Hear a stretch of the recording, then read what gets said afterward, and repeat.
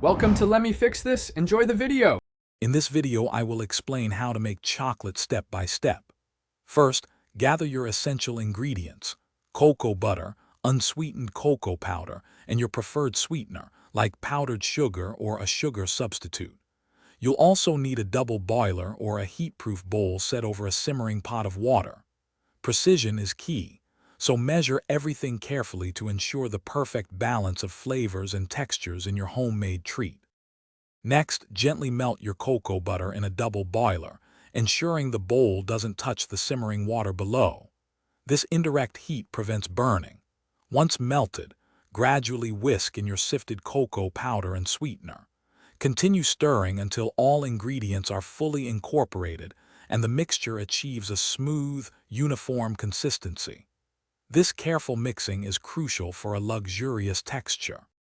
Now it's time to temper your chocolate.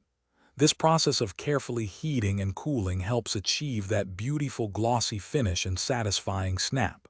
Use a thermometer to guide you through the temperature changes. After tempering, you can add flavoring such as vanilla extract, a pinch of salt, or even chopped nuts. Finally, pour your perfectly tempered and flavored chocolate into your chosen molds. Once your chocolate is in the molds, chill them in the refrigerator until completely firm, which usually takes about 1 hour. This allows the chocolate to set properly and maintain its shape. Carefully remove the hardened chocolate from the molds. You'll be left with delicious, homemade treats ready to enjoy or share.